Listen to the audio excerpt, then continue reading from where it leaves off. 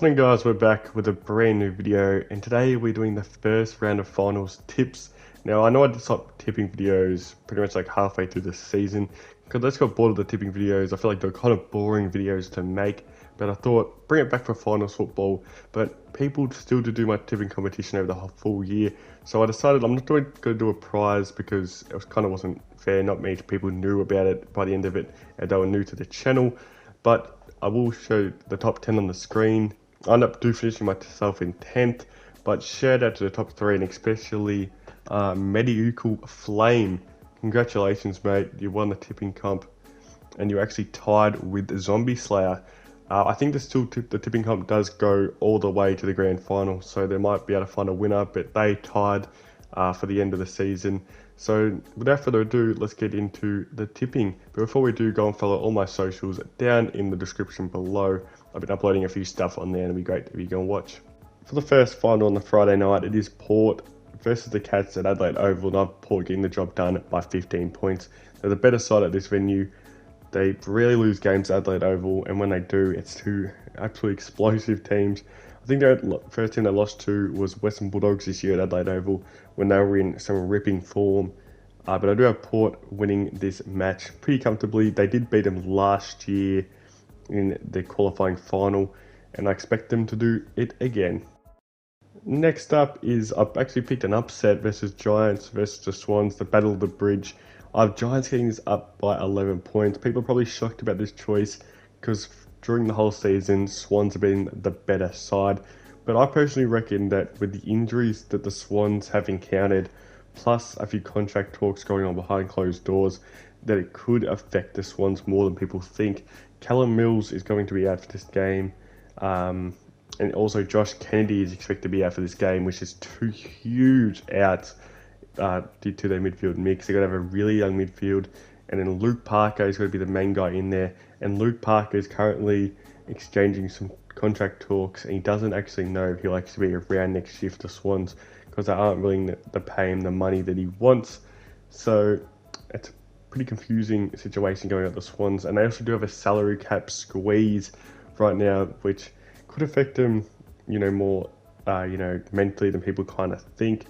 But either way, I do think that the Giants will get the job done, and this will be a battle of the midfields. And I think that is where Giants can really get a hold of him in the middle.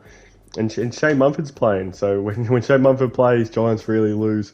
So it'll be interesting to see. But this game will be an absolute cracker, and I would not be surprised if Swans do get the job done.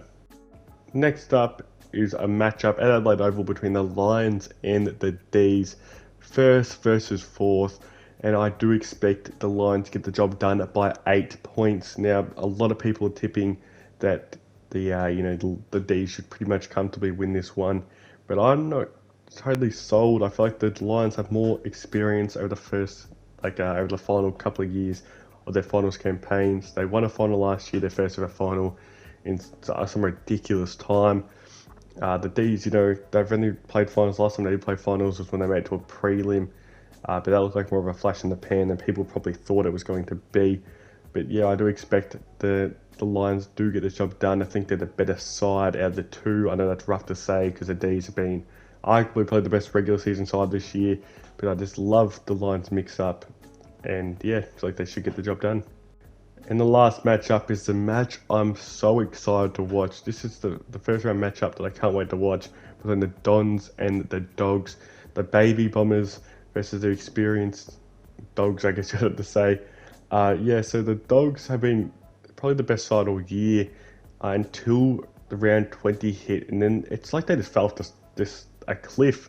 Like all their star players started playing bad. Their one streak became their weakness. It's just a real weird situation. And this is when you don't want to have this type of situations when you're, trying to play finals football. You want to time your run as Richmond have the past couple of years so perfectly.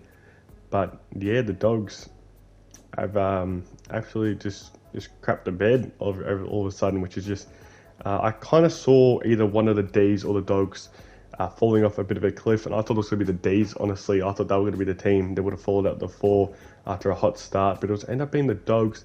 Also, Marcus Bontempelli, their star midfielder, arguably the best player in the comp over the past probably a couple months, and yeah, he's been so poor. Like he's barely been able to get the footy.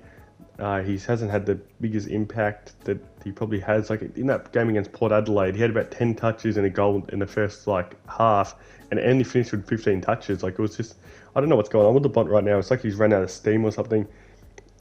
But if he wants to pull something out of his ass, he's gonna have to do it now because they're in some really dire situation, and now they don't have the second chance that they probably could have relied on. But if the Dogs lose this one, it'll be some pretty nervous moments with Bevo, because Bevo, apart from that 2016 dream run, they haven't won a final since, which is kind of crazy to think with the list that they've had on paper over the past few years. So yeah, I reckon the Dons will get up. They're in some explosive form. Jake Stringer is playing out of his mind, and yeah, and honestly, I'd rather see the Dons push through further and see a bit of a baby Bombers run. So thanks for watching, guys. Make sure to drop a like and a subscribe, and thanks for watching.